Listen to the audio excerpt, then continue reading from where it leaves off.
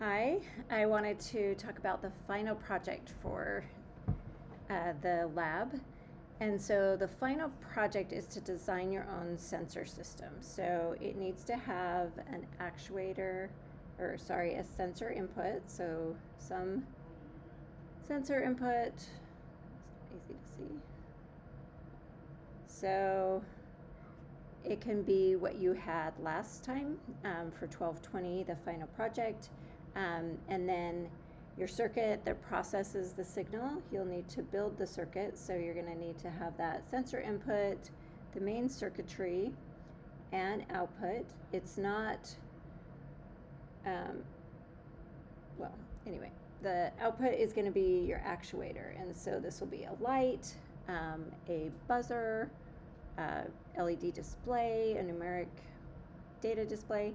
So anything else that is like an actuation that will determine something from your sensor. So the sensor measures something in the environment, process it, and then you have an output to it. The main requirements is that you need to build the prototype this time. You're going to need to be able to show all the steps of your design process. So first, what is your idea? Then how have you tested your sensor's actuators? So that needs to be performed. If it hasn't already, you might have already done that. For example, if you use a light output, you already know that it needs about 10 milliamps in order for it to be able to be bright enough to see. If you're using the temperature sensor you've used from the data sheet, you already measured them in different conditions. So if you are doing a new sensor or actuator, make sure you're testing that just like we did in 1220 previously, or earlier in the lab in 1230. And then you want to do a new simulation to help determine all your values. So one other requirement this time is that you have at least one time-dependent element, so capacitor or inductor in there.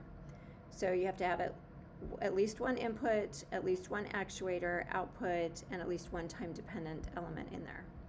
To pass off the design, you're going to show a working demo of your circuit.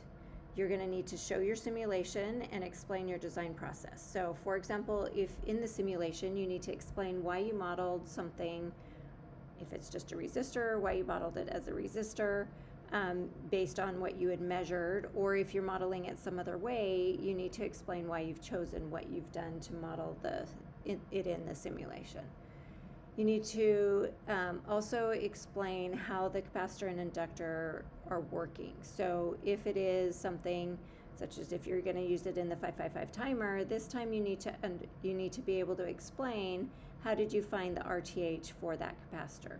And how did you then design it so that you were able to pick a value of capacitance instead of just guessing what the value of the capacitance should be?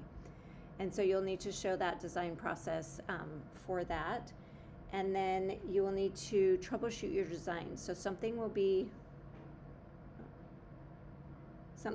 removed or moved around in your circuit, and then you will need to troubleshoot it to solve it and fix it.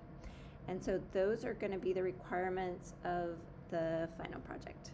All right, let me know if you have any questions about this process, and I will see you guys when I get back.